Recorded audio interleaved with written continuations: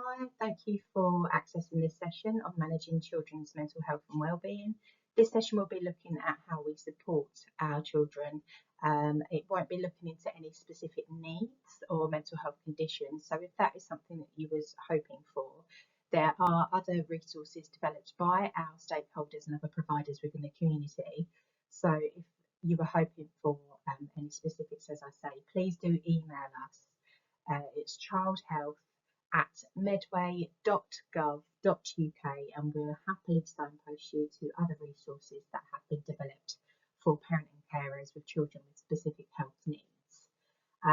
Otherwise, this is certainly applicable to supporting our children and young people. Managing our mental health and emotional wellbeing is a collective thing. Whether we have a health condition or need, we still have to consider different factors around our children and young people. So please do explore this session. I trust you will take some useful things away from it.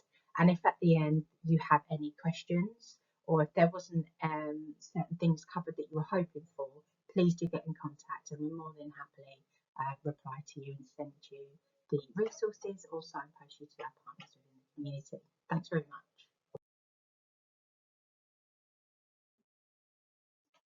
So my name's Jodie. I'm a Child Health Project Officer within the Public Health team at Medway Council, and I'm also a parent to an adolescent young man. So I appreciate the complexities and the challenges that raising a young person brings. So what I'd like you to consider for this session is, are you in the right place right now? How are you coping with your mental health and wellbeing? Do you have a calm, quiet place that you can dedicate this time to explore this session, to tap into ways that you can nurture and support your child's health and wellbeing? And do you have someone around you that after the session you can connect with and have a chat? Sadly, we haven't got the capacity to connect with each and every one of you that access the session on a one-to-one basis. So if you do have people around you that can, connect with you and allow you to air your thoughts, feelings, and things that you've revealed across this session, that's fantastic.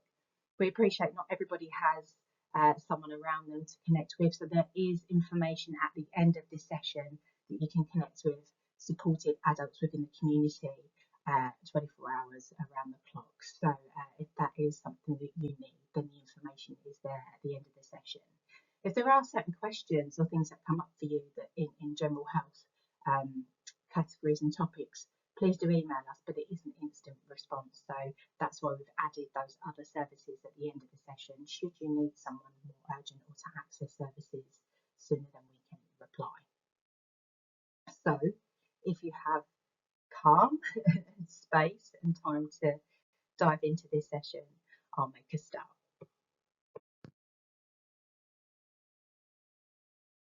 So I've included this mindfulness practice here just for you to ground yourself into the session. You haven't anywhere else to be, you haven't nothing else to do. You've committed yourself to attending this session. So let's just take a minute to be. We're human beings, not doings. So yeah, I'd just like us to take a moment just to sit, allow the chair or the bed or wherever you're sitting to hold you, and take a breath. We're so busy, so I just invite you to a 60-second reset.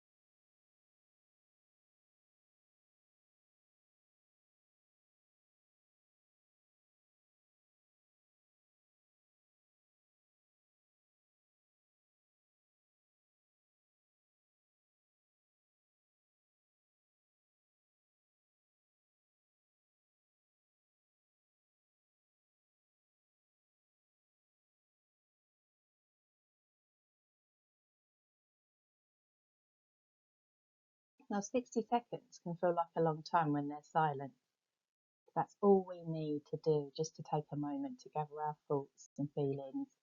That's a little insight there to apply in a 60-second reset. Now I'm going to explore with you what we cover in this session.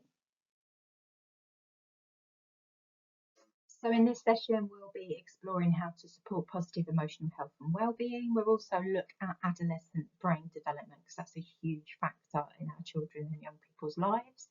We'll look at behaviour challenges and emotional well-being and how they're interlinked. There is another session fully on that I will make reference to in the fact sheet that goes along with this session. We'll look at protective factors for supporting and maintaining positive mental health, and then ways to develop our support and to encourage coping strategies for our children and young people. And then, as I've already referred to at the end of the session, there are a few slides on the different support and signposting opportunities that's available locally and nationally.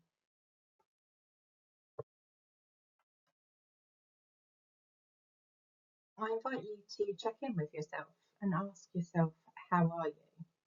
I know this sounds a bit odd, but how often do we check in with ourselves? We ask everyone around us how they are, we seek to understand how they feel, but how often do we apply that to ourselves and take the time to feel or notice any thoughts that are going on, any aches and pains, and considered where that's manifesting from?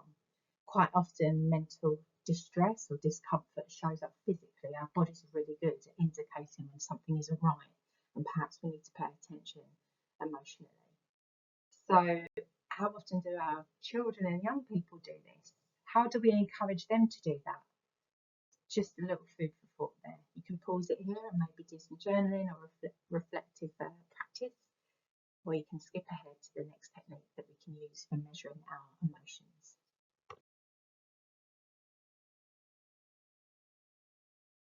Scaling is a really useful tool for exploring intensity of emotions. It's equally good for exploring really short, simple responses that we get from our children and young people. Like, how was your day? Good. On a scale of 1 to 10, how good was it?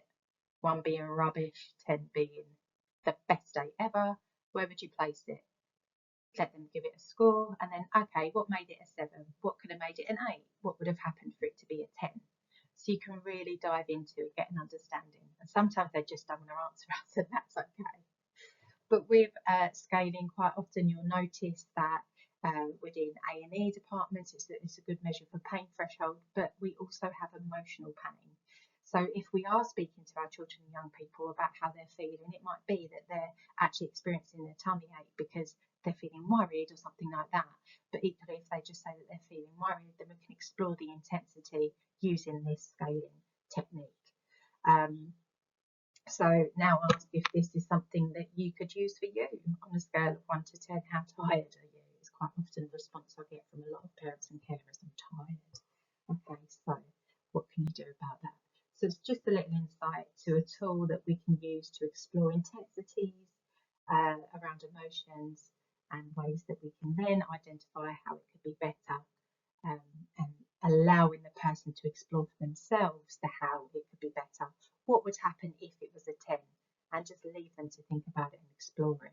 So I wonder, on a scale of 1 to 10, how good you're feeling today. And then in order for it to be a number up from that, what needs to happen for you to feel that number? What could you do now to increase that score?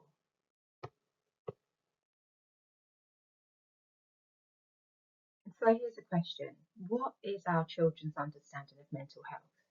Now, there is a statutory requirement for all children and young people to receive health education in all schools, primary and secondary, which is fabulous. It helps them maintain positive physical and social, emotional, mental health, maintaining healthy, mutually satisfying relationships, as well as a thriving life with prospects for them to flourish in the community. So there is a bit of a generational gap in that education, because that requirement only came in 2020. So I wonder how much knowledge that your children and young people already have, and whether there's any areas of discomfort or maybe knowledge gaps that you have as a parent or carer that we could help you out with. Please do share if there's any certain topics that you feel uncomfortable talking about. We can support you with that. We have other sessions that can give you those insights, those skills, those qualities and attributes to have those conversations with confidence.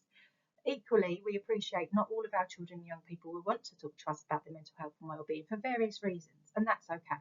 It can sometimes hurt as a care provider wanting to connect with our children and letting them know we're here and available to support them. But for unknown reasons, they don't feel comfortable talking to us. So it can hurt, but that is okay. Consider who else in the family may be there to connect with them, or in the community, is there a youth worker or a member of staff in their educational setting that they can connect with. The next video is a resource developed by the Anna Freud Centre, and this is a video developed for young people by young people that touches on mental health. Now, this is focusing at adolescence. There is a primary version, and the link is available on that fact sheet and will also be in the comment section description below.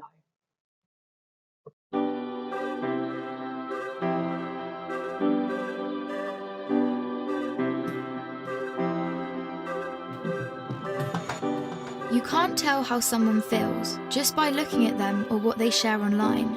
To the outside world, our lives may look perfect, even if in reality they aren't.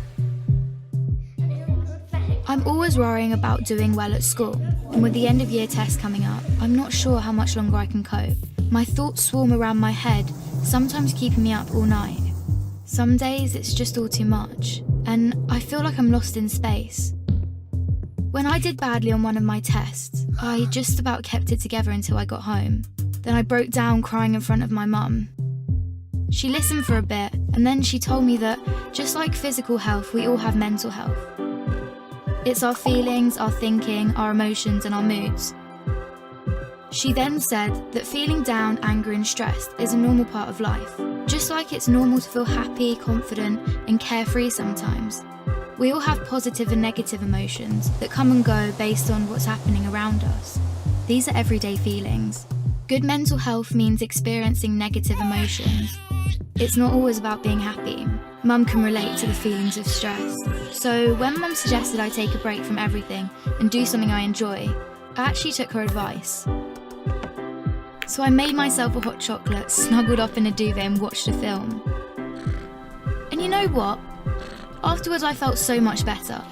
Mum should take her own advice.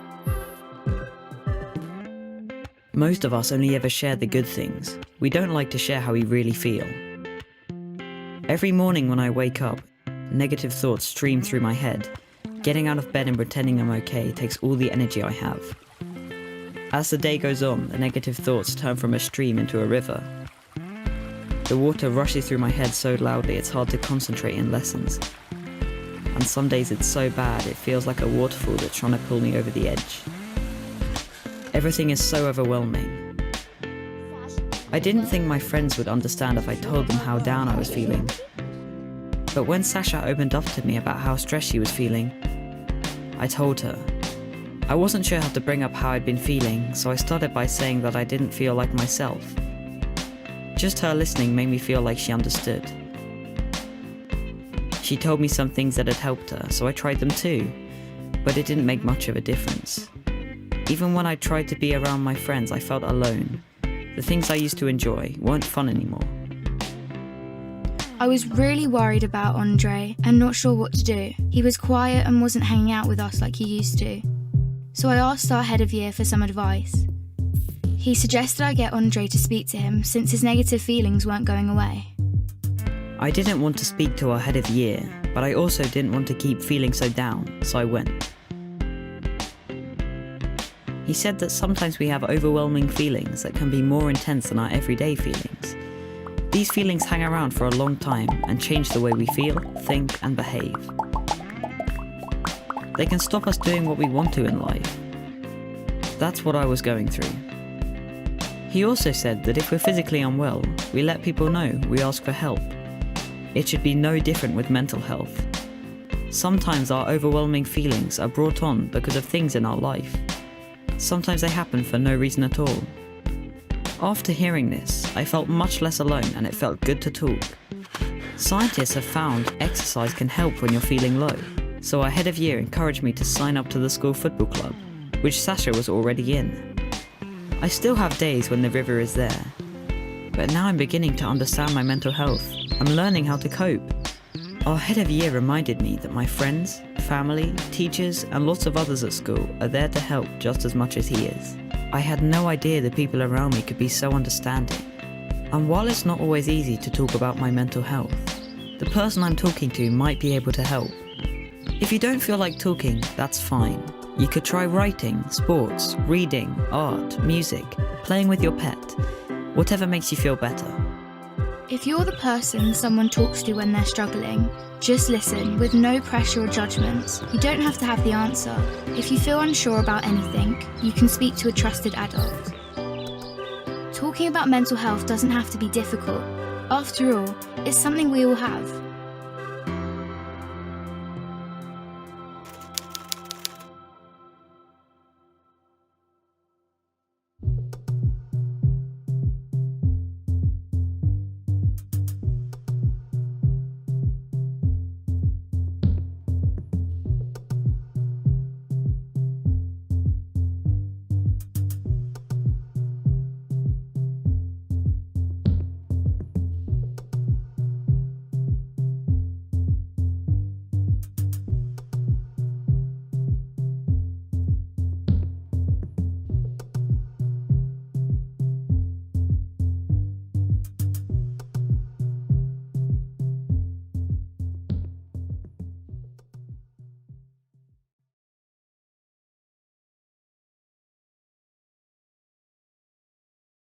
What you can see on the screen now is a public health model called the mental health continuum. Now, it's a cross-axis model that you see in the centre is where we have our mental well-being. So that's whether we're striving or surviving. And then across the middle, we have our mental health. So whether that's someone that has no diagnosis or mental health condition, right through to someone that has a severe mental health condition and diagnosis. However, as I alluded to earlier, if we have a mental health condition, we can still live well, we can still have positive emotional mental well-being. So let's explore the different quadrants on this continuum. So if we're looking at the top right, this is your person with no mental health condition or illness, and they have positive mental well-being as well. So this is your hashtag living their best life. And this is where we aim and strive to be. But life happens and we never stay in these four quadrants because, life's fluid and so are our emotions. The other side of that is a person that has a mental health condition and diagnosis. However, they cope really well with it. They've got positive well-being, they've got a sense of purpose, connected to the community. Perhaps they access therapy or have medication or other interventions that enable them to live well with their mental health condition. If we drop below that to the bottom left, this is a person with a diagnosis and that has poor mental health and poor well-being. So therefore they're languishing, they're not doing well at all. So this is really why the earlier intervention and that emotional literacy and awareness of how we are, checking in with ourselves, is important, because the longer we kind of stay in that middle, going into the underside of well-being, so just surviving, it would lead to us perhaps being in a prolonged state of discomfort and distress, and can leave us languishing and into this part of the continuum, and that's not what we want. The other side of the quadrant is someone that hasn't got a mental health condition or diagnosis, but equally they haven't got a sense of well-being. They don't feel like they're thriving, they feel like they're existing, plodding along, doing the best they can with what they have. Now we can flow in between these. As I've said, life happens, and with our young people, a lot of them have exam pressures or relationship pressures, transitioning to different educational settings or perhaps into employment. So we can really move around this, and the same as I'm sure you can appreciate in your adult life, responsibilities, work, etc., relationships, maybe breakdowns, redundancies, and we can move around. But having people around us to support us, to seek to understand, to hear, is key for us thriving and coming back to the top part and having positive well-being, mitigating, reducing any risks of us developing a mental health condition. There is a video coming up that I must give you a bit of a warning, an emotional trigger warning. It's developed by young people, based on the lived experience of young people, and it's talking about why they are classed as rude or naughty. And this, as I say, was based on lived experience from young people that had also had care experience. The video is very emotive, but it does give insights to the comprehension of some of our young people within the community. So if you choose to skip that because of the emotive content, is for 2.5 minutes, so you can skip that now. Otherwise, it will play shortly.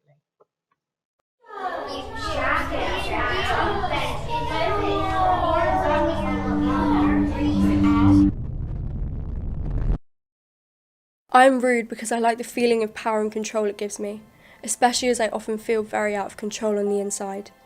I am rude because it gives me an outlet for all my pent-up emotions that I struggle to identify. I'm rude because people in my past spoke to me or each other that way, and I'm used to it. I am rude because it gives me attention, even if it's negative attention. I am rude because I know it winds you up, and I like to feel in control of you, so I don't feel as scared. I am rude because I'm tired, hungry, thirsty, or just want to cuddle, but don't realise I'm feeling these things. I am rude because I've got heightened levels of cortisol in my body, which pushes me into fight, flight, or freeze. I am rude because you've done something nice with me or for me, and I want to remind you that I'm a bad kid. That's because on the inside, I'm filled with shame, and I have a negative internal working model. I don't believe I deserve good or nice things, so I sabotage everything. I am rude because I want to elicit the same response from you that I received from either my previous or birth family. It feels comfortable when you behave in a way that I expect, even though it's not good for me, and just proves that I'm right and that all adults are the same. I am rude because you got too close, and I'm scared of attachment. I'm rude to push you away and reject you before you reject me. I am rude because I'm perceiving a threat when there is none. This is called faulty neuroception. I am rude because I can't think before I behave in a certain way or say the wrong thing. I have no internal inhibitors. I'm rude because my higher brain is underdeveloped and offline. I'm rude because that's the label I've been given by everyone else, so I might as well live up to it. Finally, I'm mostly rude because I'm scared.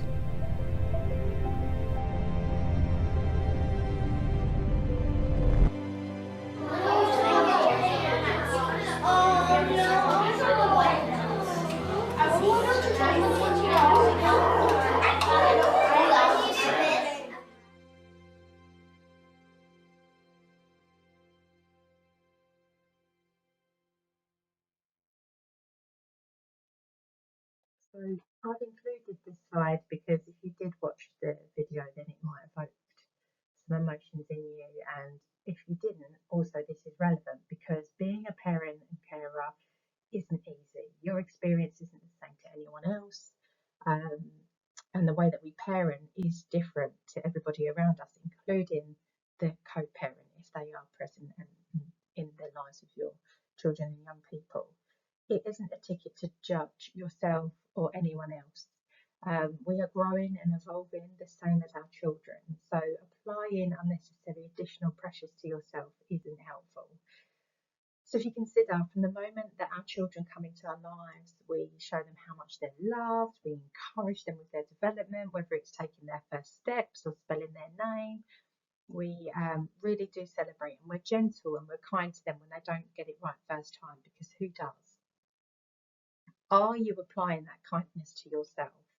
You're not going to get things right the first time, and each time is always different. There's different circumstances, different factors going on. We're doing the best that we can with what we have, and we're ever evolving and learning. So this is the journey for you as well as your children and young people. So it's not helpful to be in a space of criticising yourself. So I wonder how you can get yourself in a space to remember and come back to that you're growing together as a family.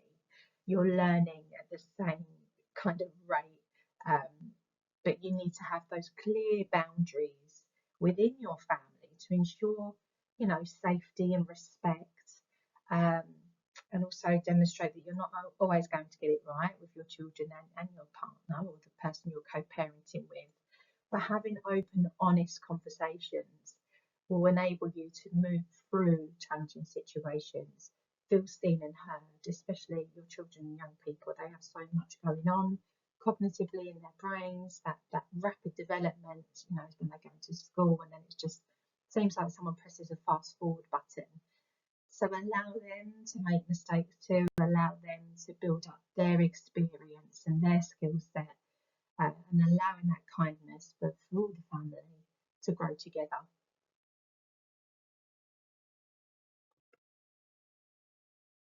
So on the cross-axis model there, you saw the emotional health and well-being part, so the middle arrow. So emotional health and well-being describes how we think and feel and relate to the world around us. It's how we kind of make sense of interactions. It's attached to our confidence, our congruence, and how we behave, and whether we've got a good, strong sense of self-esteem. And our self-esteem, if we've got low self-esteem, that leads into poor mental health, and over long periods of time can lead into depression and other mental health conditions. So I'd like you to consider, how do you nurture your emotional health and well-being, and how can you make improvements, and how do you nurture or support your children and young people to nurture theirs, and what could be different. So not only is physical health, our nutrition is important for that, because it helps with the development of our muscles. Our brain is a muscle too. So the way that we think and feel impacts on the quality of our life. So it's thinking about that balance. What do we do to strengthen that muscle, that brain in our heads? How can we nurture ways to build how we relate to people around us? I mentioned earlier about health education, and relationships is part of that. So the skills and the qualities and attributes that we have to build and develop and maintain positive, healthy relationships. How do we support our children to do that? How do we support them to feel confident? Do we reflect back to them when they're being really brave, or if they're good at something? Are we highlighting that to them? Are we pointing out when they're positively engaged in activities? If they're really immersed in an activity, whether it be art or a puzzle or digging out in the garden, are they building that awareness and that self-efficacy? Have they got a good, strong sense of self-esteem and self, and know themselves well, to express themselves and to be seen and heard? How do you nurture that? What ways do you encourage that for your young person or your child? And how do you do that for yourself? So I welcome you to pause it here and maybe have a little reflective practice, perhaps journal, think of ways that you can nurture your own and your children and young people.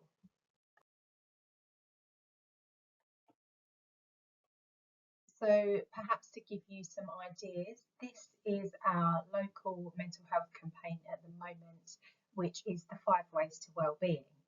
And this enables us to think about, like we do with our 5 pieces of fruit and veg a day, to nurture our physical health as well as mental health. These are the 5 areas that we need to be focusing on when we are nurturing our emotional health and well-being. So to give is how we give to the community, that sense of belonging, like I was saying earlier. What can we give? How can we get that sense of belonging? But equally, what can we give ourselves? So that time, that space to nurture our needs. To keep learning, this often gets a groan from our children and young people, because they often say to me, it's all we do. But what else can they learn? What other hobbies or interests or topics are they keen to develop that's outside of the curriculum? Equally, keep learning about yourself, those interactions, those situations that happen that perhaps didn't go as well as you hoped. How can you learn from that? How can you evolve and develop? Be active. That is pretty much what it says on the tin. Getting out, getting some steps in, moving our bodies helps to reduce the cortisol level in our brain. Now, cortisol is the stress hormone, and that really does affect not only our mental health but our physical health. High levels of cortisol can lead to toxic stress and also to us to developing mental health conditions.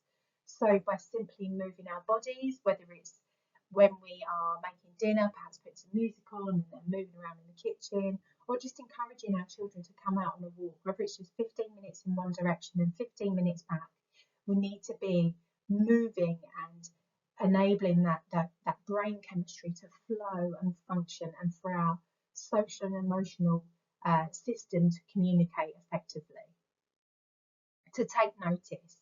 So that is the simple things. What do we get joy from?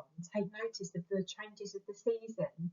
We're getting lots of different colours or plants growing, but equally for our children and young people, when you're feeling your best, when you're happiest, take notice of what you're doing. Who are you around? Are they adding to your sense of well-being, to your self-esteem? Are they positive influences in your life? And then to connect. This can be to connect with others, so those friendships or relationships in the family, having those safe, open spaces to be, to make sense of, to be heard and seen, but equally to connect with ourselves, to just sit with, to have those check-ins, to find out and explore ourselves. Or it could be to connect with something outside of us. So that could be faith, meditation, or nature, getting outside and grounding ourselves and reconnecting with nature. So these could mean different things to everybody, but it's something that you can pose to your family and ask them, what ways do you meet your well-being? What could you do to fit into these categories that would nurture your mental health and well-being? And what opportunities do you bring to your family? What boundaries are in place to make sure that they are moving, that they are connecting, that they are learning, what spaces do you hold for your whole family to connect all of the 5 ways to well-being?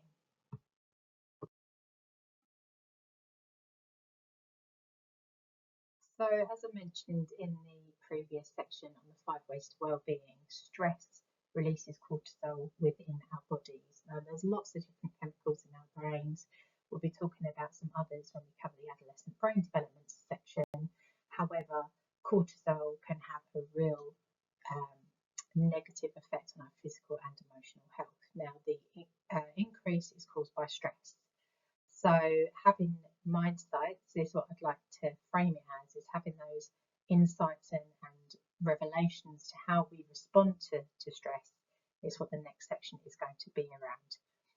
Enabling our children and young people to understand their stresses, to be able to name, to tame their emotions is key to them developing and reducing the opportunities of stress having a negative effect on their health and well-being. There's a video coming shortly by Dr. Daniel Siegel about how our brain works, and one that you can share with your children and young people too. You can show them a video or relay it in a way that you feel fits with your family. But one thing I'd like to encourage, when we do get stressed, as we do, we're human, if we do flip our lids, then what can you gain from that? What can you learn from it? Was it helpful? How could you consider approaching a situation similar in hindsight? Hindsight is a wonderful thing. So let's have mindsight. Let's get those rich experiences, evolve, grow and learn. I'm going to hand it over to Dr. Daniel Siegel to talk to you about how as humans we react to stress. One of the most rewarding experiences for me has been to study brain science and apply it to the experience of parenting. And the hand model of the brain that I use to teach parents is very useful to understand that.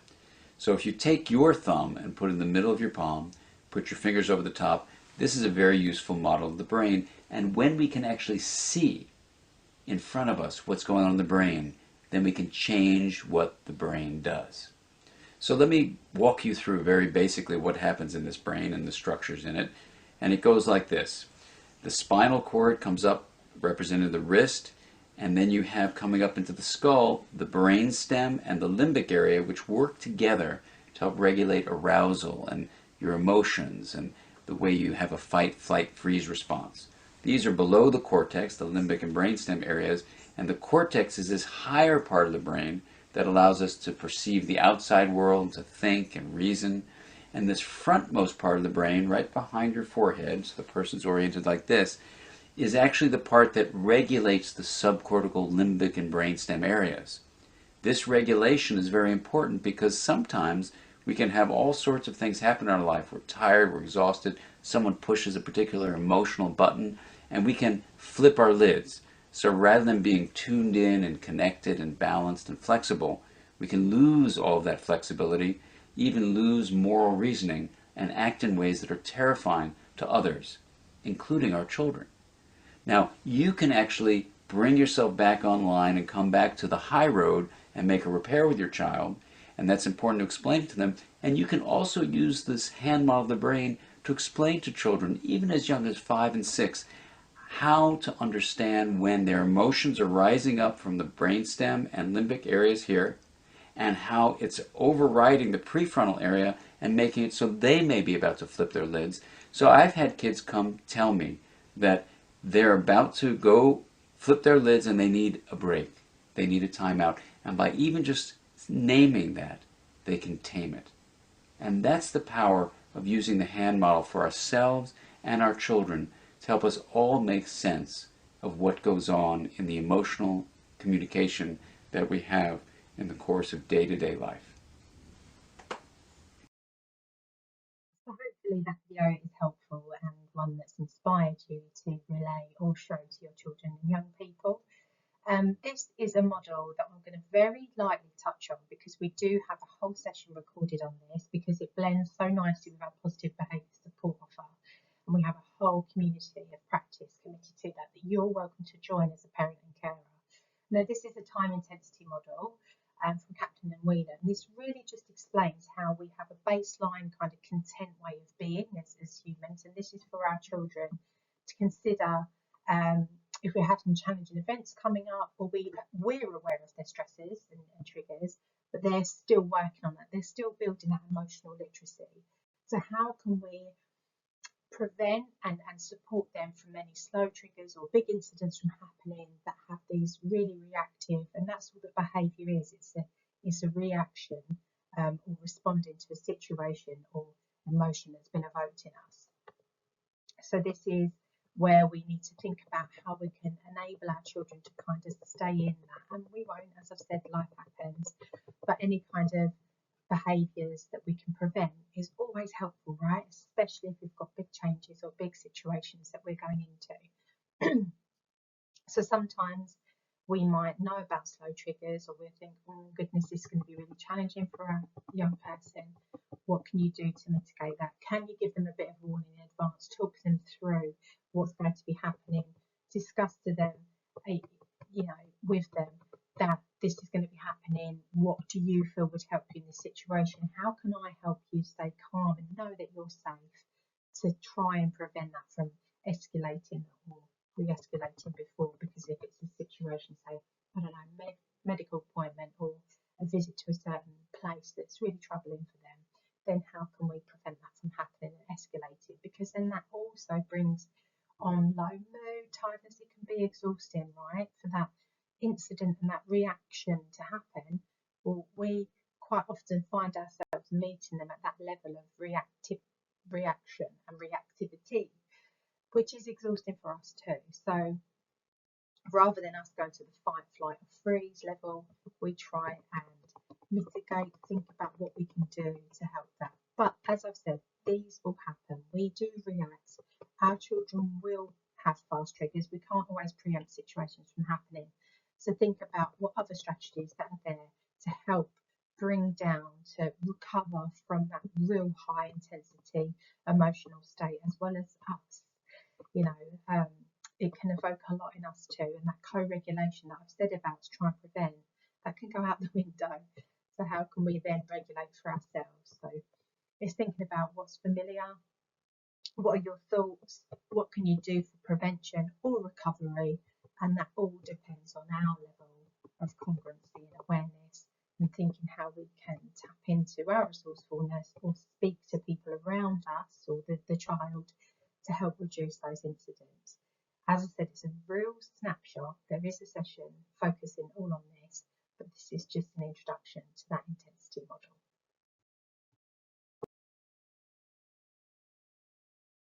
So as I mentioned, behaviour is a form of communication.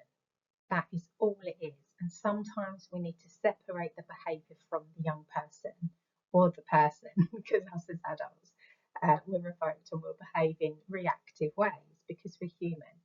So something that is useful to consider is look at firstly the functions of that young person. Consider why they are behaving in a certain way. Is it for attention? We all need attention, that's okay, but it's learning about how we can get that in more positive, helpful, healthy ways. Is it avoidance? Is it for a reason? Actually, have they got a specific need that isn't being met? They need the toilet. Are they hungry, tired, thirsty? Or is there a sensory need? Are they feeling a little bit overwhelmed? And then we need to think about how we can meet them, because this would increase the likelihood of those triggers from happening. Then looking at the behaviour itself and what happens and things that perhaps reinforce it, because we have go-to strategies, and sometimes a certain behaviour has been helpful before, it's helped us avoid certain things, so we'll go to that behaviour because it worked last time, even if it was helpful or not. It's a go-to, and sometimes that's where we need to reflect and understand, building that comprehension for our young people to realise the reasons why we need to do things and stretch our comfort zones to step into and to broaden and develop. So we need to think about the things that happen beforehand, like those slow or fast triggers, what has gone on, what has increased to their heightened levels of stress, and what can you do to reduce that, to prevent it from happening. So yeah, teaching that young person the skills and the coping strategies to manage in certain situations, to choose their behaviours, and sometimes they can't because they're overwhelmed and their brain will flood with that cortisol or other hormones kick in. And so then we need to think about that. Rather than a punishment, we need to reinforce the appropriate behaviour or make them available. So we'll say, I understand, I could see you found that really, really overwhelming, and that led to X, Y, Z. I wonder what could happen next time to prevent that from happening. And I can see that you feel whatever emotion that they're feeling, perhaps angry, embarrassed, shame, and just let them know that you're allowing them that space to be, to discover, to express. But actually, this is about keeping us all safe and healthy and happy. So what do you think could happen next time? Try to use why sparingly, because it's very, well, why did you do that? It's like accusory. It feels like that was wrong. So yeah, I wonder what happened, or can you tell me about before that? What was happening for you? What did you feel? What was going on? And learn ways to unpick certain behaviours so they can comprehend and move forward with challenges that they'll face in the future. As I say, if there's more that you'd like to explore, please do visit our PBS channel, and the links are below or also on the fact sheet. So this is the part where we explore adolescent brain development. Now, we've spoken about fight, flight, freeze, stress response, and that is actually controlled by our amygdala, which is in our brain. So it activates and controls the social and emotional part of our brain, and actually young people use that part to process information. So that is why we will notice in some young people that they're more prone to be very excitable or to flock to spaces where there's things going on, because that part of their brain is still under construction.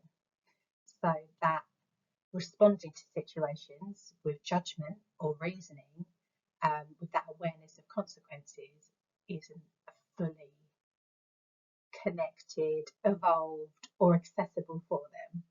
So quite often, a young person may do something and we go, why on earth have you done that? And their response will be, I don't know, because they don't actually know. This is all part of the vital brain development and programming that we all have to go through to break that independence from our adults. We have to enter into risk-taking behaviours, or perhaps make certain calls to understand about situations and members of our community around us to learn and evolve and to gain that independence. Now that can be a really alarming thing to hear as a parent and carer, but I trust you remember some of the things that you perhaps did during adolescence that wasn't always the safest or most healthiest choice, shall we say. So that explains the impulsivity and the reactiveness of our adolescents. So as you can see on this slide, that we can also, our young people can misread or misinterpret social cues and emotions. That's why sometimes in different settings and environments, they might behave in a certain way because they've completely misread the room. Or it might be that there's been a change in the situation or energy in the room and they've not necessarily cottoned on to that, so they're still at an excitable phase, or I don't know, first start of the lesson, having that kind of welcome in. And it might take them a little bit longer to settle down and apply themselves because it's that getting used to and interpreting, especially if they've not long transitioned into that secondary experience. But the rational part of the brain doesn't fully develop until around 25 years old, and that can vary depending on the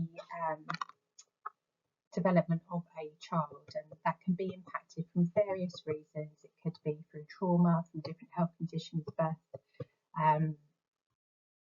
complications, but you know your young person best. But generally it's around 25 years old. So then considering consequences or perhaps dangerous or inappropriate behaviour isn't fully aligned. So when we think about this in relation to mental health and wellbeing, it could be that they're entering into behaviours that aren't necessarily aligned with their mental health and brain health, and that's because they haven't got that comprehension, as well as them having lots of overwhelming emotions in regards to their identity, their body changing, if they go through puberty, perhaps they've transitioned to secondary school, they've got milestone exams, GCSEs, so there's just so many things for them to take stock of and manage, and that additional responsibilities, perhaps they're helping out more in the home, entering into their first sort of romantic relationships, expressing themselves, finding out about the world around them too. There's so much going on in the world, and most of our young people have access to it at the touch of a screen, so they've got their devices. So yeah, it's a tricky time. So keep it in mind, that mind sight.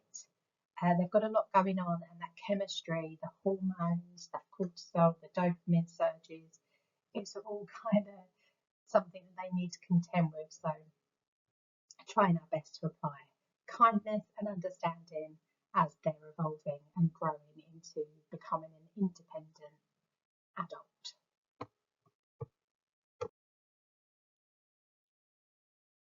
Okay, so I've been mentioning throughout this session about developing the emotional literacy of our children and young people. On this slide are some suggestions on how you can do that. We all as individuals have various preferred ways of learning, so this is something that perhaps you could try out with your children and young people. But the main thing here that I really want to highlight is the naming it to tame it and normalising emotion. So it's okay if they're feeling a certain emotion. Sometimes there is, in our view, no reason, but it could be that something's happened before, even the day before, week before, and they're just comprehending it and feeling something. So validation is key, allowing them to express themselves, to identify any challenging situations. Or equally, if they're saying, that they've got upset tummy or headaches frequently, and you think that perhaps there's something more to it emotionally, starting to get them used to thinking about that for themselves, asking if anything's been going on that they might think is causing them to have upset tummy or headache. So this is more kind of towards your primary, but the validation is for all ages, even adults. That's seeking to understand, curiously questioning. So we can sometimes think we know what causes things, but choose to not do that. Do you think there's something going on at school, Is there anything going on in your friendship group? If I asked maybe a relative that they hold dear or a good friend what they felt could be going on for you, what do you think they'd say? So it gives it a bit of distance, gives it different perspective. So this is just some suggestions there on ways to develop that, and there's some more coming. I mentioned perspectives in the other slide, and here I'm going to talk to you about mindset shifts. Now, quite often, depending on how we speak to ourselves or how we think about ourselves, our thoughts and feelings about our capacity or our ability to do things, our worthiness, really does sometimes trap us in a mindset and a way of being. It can be really quite limiting. And the way to break out of that is to shift our mindset, is to kind of realign and reprogram our thoughts and ways of thinking and feeling. So in order to reduce and eradicate limiting beliefs, we can try these mindset shifts. So rather than I can't do this, is I will figure it out. And it's that validating again. It's really tricky, isn't it? But you will. I know you're going to figure it out. You're a smart cookie. Perseverance pays off. It's too hard. Okay, well, I can understand there's lots to be tackling here. How do I start? One step in front of the other.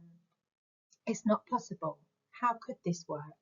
Be creative. Like I was sharing with the positive reinforcement and the positive behaviour slides, really highlight to them their abilities to be an engineer or to be a problem solver. Let them realise and see when they're applying their problem solving skills. You've made it work before with X, Y, Z. How can you make it work now? And encourage them to use that in their own dialogue, their own internal voices as well as external voices. And then this won't work. I will find a way to make it work. So it is that perseverance. It is like you're coaching your children and young people to believe in themselves, to believe in their capacity to grow, to evolve, and to cope. Because sometimes life can feel really overwhelming and tough, and it does feel like you can't and it's too hard and it's not possible. But it is. And sometimes we just need to take a breath, be validated, seen and heard, and then we've got that additional motivator to push through and to overstep those limits and beliefs. Another way to reinforce that emotional capacity and that mental resilience is by regularly stating I am statements. So these can avoid that escalation and help young people to understand and accept human reactions. So we can do that from gradual exposure of things, like I was saying, stepping outside of comfort zones gives that young person the insights to growth isn't always comfortable, yet we have to experience minor discomfort to build our skill set, to gain independence, as well as to build resilience, to manage life's challenges that come along the way. So we want to mitigate any shame here, because that, as I've said earlier, we don't always get it right as adults too. And sometimes, you know, stress can be a bit of a motivator. It's not all bad. We need that gradual exposure with support strategies and resilience around us. But it can also bring on anxiety or stress that can lead to catastrophizing or blowing things up and out of proportion. So it then does feel really unmanageable. So how about stepping into playing if and then? Because that allows for delete and distortion to be actually spoken out loud, and it reduces any of that fear or anxiety. So you can kind of play with it, because sometimes we can distort situations, we can make it a lot bigger. So trying that if and then. Okay, so if that does happen, what would you do, or who could you go to? What would be available to you? So gradual exposure, we need to encourage it. It can be really uncomfortable for us as well as our young people, but it is all progress. Planning that if and then, playing along with that, just to get them to think about ways that they can reduce any shame, embarrassment, anxieties or fears, and then celebrate any small steps. Any progress is progress. So we don't often reward or acknowledge those small positive behaviours, like making, I don't know, the step into the next phase of education by researching bus timetables, or maybe being brave and walking over to someone on the playground to ask if they can join in their game. That is huge. But sometimes if we're busy or we're not necessarily really honing in on that and letting that young person know the bravery that it takes and how much they're, growing and evolving, it can go unnoticed. Equally, if they've received some awards at school, or you've had a lovely experience, you've been out shopping or for a meal and they've been really well behaved, celebrate that, let them know how enjoyable that was for the whole family, and thank them for the behaviours that were positive and what enabled it to be such an enjoyable time for everybody. If they have got awards, put them up on the fridge, or have them on show. Really reinforce that celebration of their qualities or attributes, and then think about if the situation worked well. Well, what worked well about that? Like you said about a family meal going well, if they had something that you supported them with, what do they feel worked well from your perspective? What could you do next time that would be even better to support them with something? It's two-way.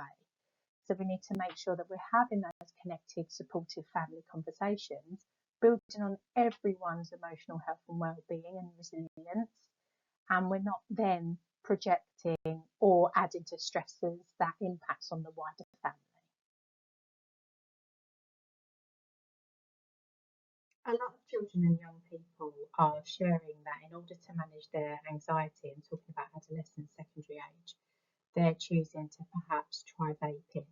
And that is a concern, that's a health concern, and something that we need to approach within PSHE education. It is being covered.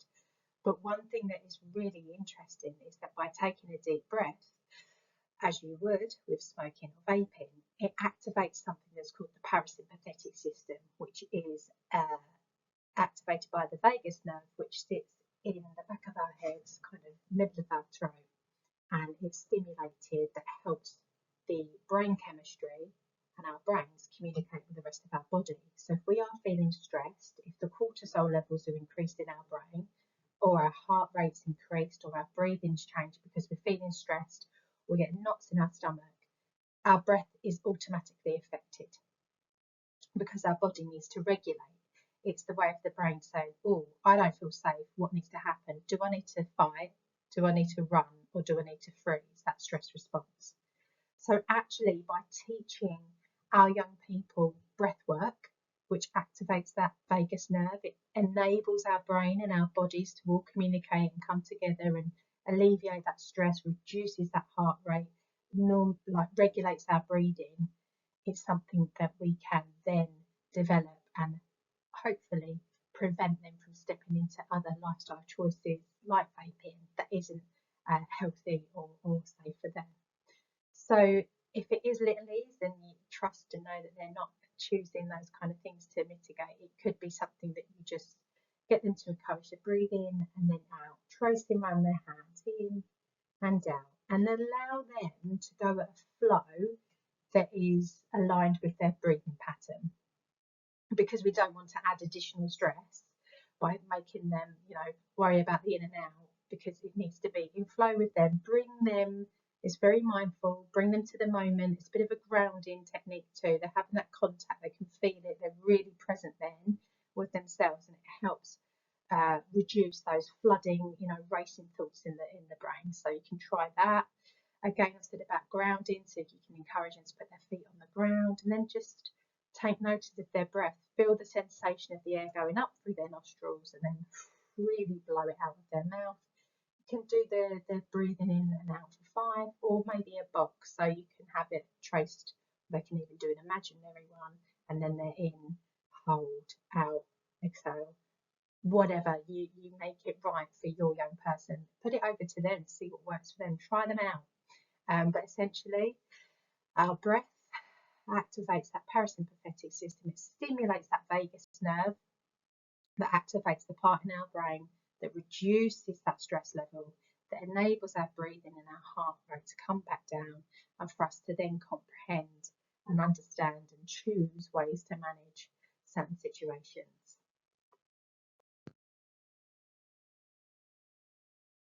Okay, so I've already said about mindfulness. The benefits of being mindful is that it is that brain and body connection.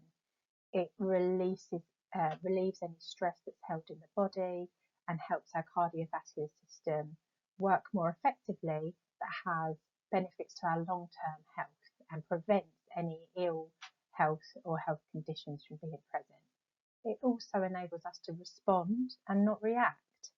So it's very much building on that emotional literacy and their coping strategies and ways to manage their emotional health and well-being. So being present and being in flow helps reduce that racing thoughts, worrying about the future or the past. It's really enabling them to concentrate on the now and being present and thinking about what can they do with the resources that they have in the now. So a nice grounding exercise can be one that's here on the slide about getting them to really just allow the chair to hold them, placing their feet on the ground, hands in their lap, and just closing their eyes and focusing on their breathing, and it will naturally reduce in its pace as they really come into their body. You can invite them to imagine a place where they feel safe and secure, and just to spend a few moments there, and then consider if they're moving around, what can they see, any shapes or colours, can they smell anything, can they feel anything, any breeze or textures under their feet or hands, any sounds or tastes. This really brings them into that safe space, fully absorbed in a moment of mindfulness, and then reminding them that when they're feeling pressured or disconnected, that they can take themselves back to that place just by sitting for a moment, taking a breath, putting their feet on the ground and closing their eyes. A good one for bedtime.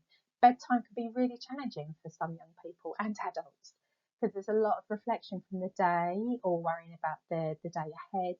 So a nice one to relax ourselves and get ourselves into a good sleep state is muscle relaxation. So about tensing and releasing parts of your body, stuff from your head, then into your neck, shoulders, and all the way down, and then taking breaths with that and holding and releasing. This enables them to realise how we do hold stress in our bodies. It can even be in our calves or our shoulders, etc., as quite often our lower back. And then just to breathe with that. So again, try it out. Nothing ventured, nothing gained. And we are all very individual, but these are just some suggestions to explore for you and your family. So one thing that I've been encouraging throughout this session is using open questions. For example, what was it about that situation that made you XYZ? Or what could you tell me about that situation that you did that led it to? So it's really reflecting back and getting our young people to think about their behaviours, their emotions, their actions and parts to play in situations to build their self-awareness and emotional literacy. Now, sometimes majority of the time, we're really, really busy, and our children speak to us when we're in the middle of arranging something, organising, chopping the veg, on our way to somewhere. We're thinking about the time, and if we've got, enough time to grab some shopping on the way, etc.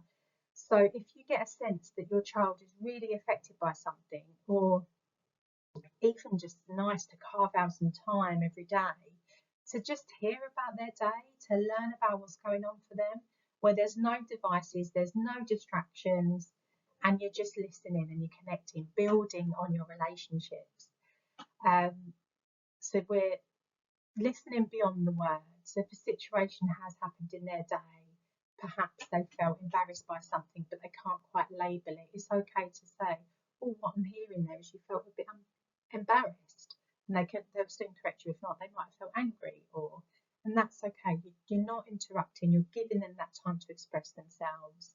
You're reflecting back what they're saying. Perhaps they're saying, "Oh, everybody just hates me now." Everybody hates you.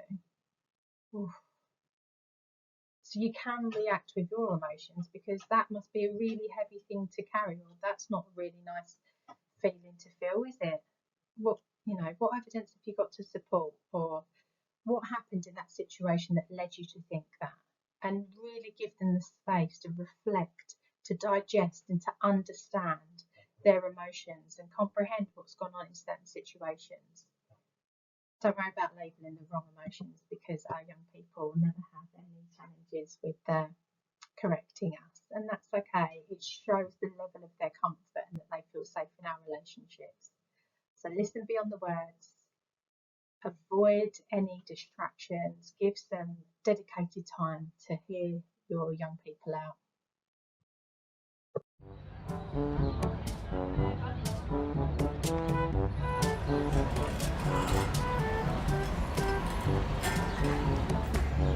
Awesome job! You know what I'm thinking? Snack time! Let's go.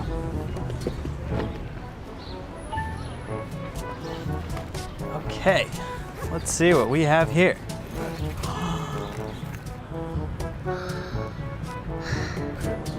Which one do you want?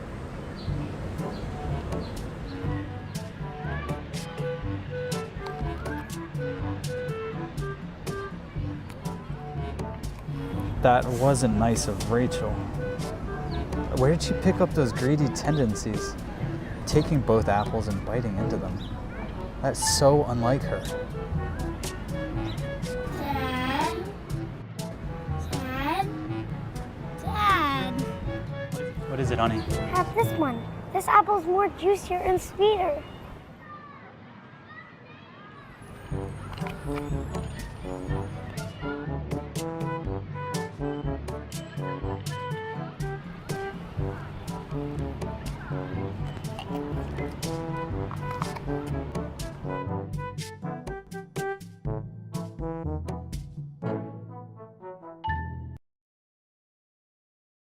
I included that little video there to demonstrate how sometimes as parents we can guess or think we know the motives for our children doing certain things, and we don't. Sometimes our gut instinct is right, but actually we need to curiously question our children and young people to find out reasons behind them choosing to do certain things. So then they also have that comprehension of their motivators, their values, their ethics, without us reflecting back and choosing to put a reason for something on it. We'll never really learn about who they are and why they do certain things, so we can't support them in building on that and becoming an individual and having their own frame of mind and set of values and morals and beliefs. So it's just a little video there, bit of tongue in cheek, but a reflective practice for us adults around children. On this slide, there are some books available that you can read with your children and young people that explore various emotions, various scenarios that can happen. These can be great for opening conversations around emotions and mental health and well-being. So feel free to pause, take any pictures, and explore the different stories here.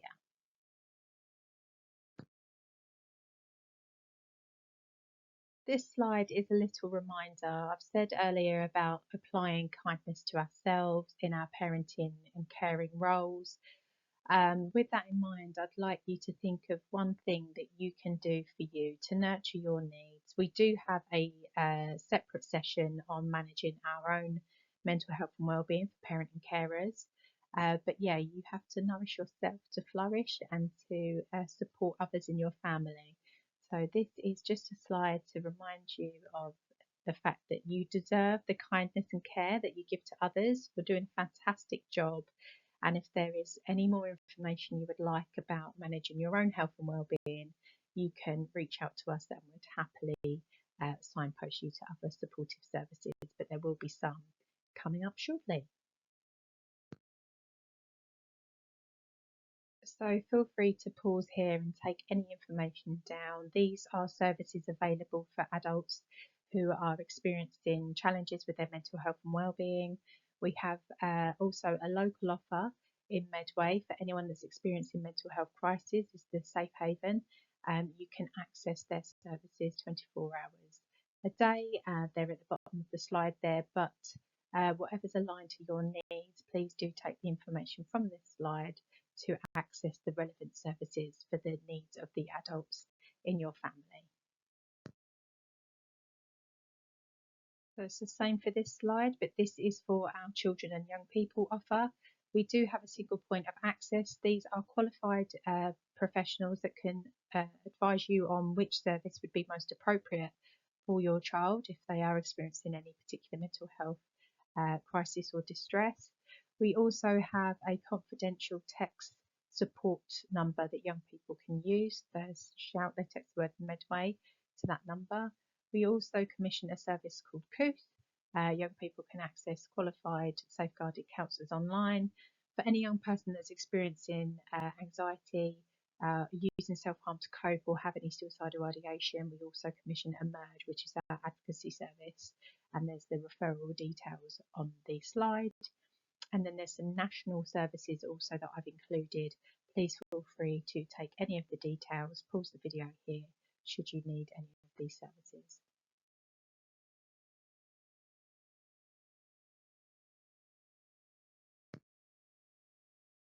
There was some additional service information there. And just to finish with reinforcing the message of behaviour is all an expression of needs.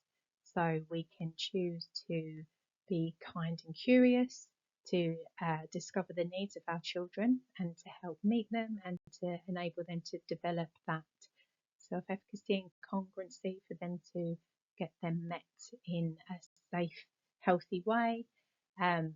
Yeah, so it's just a little reminder there of separating the behaviour from the child and applying kindness at all times. We would really appreciate any feedback for this session in order to evolve our offer. So if you scan the QR code, it might be tricky if you're viewing from your smartphone, but if you do have another device available, please feel free to scan the QR code and complete a few questions. There's some space on there too to give some feedback and suggestions on content or other sessions. All reflections are so welcome and needed so we can adapt and evolve our offer for parents and carers in Medway. All the best to you and your family. If there is anything else we can support you with, please do email us at childhealth@medway.gov.uk. Take good care. Bye bye.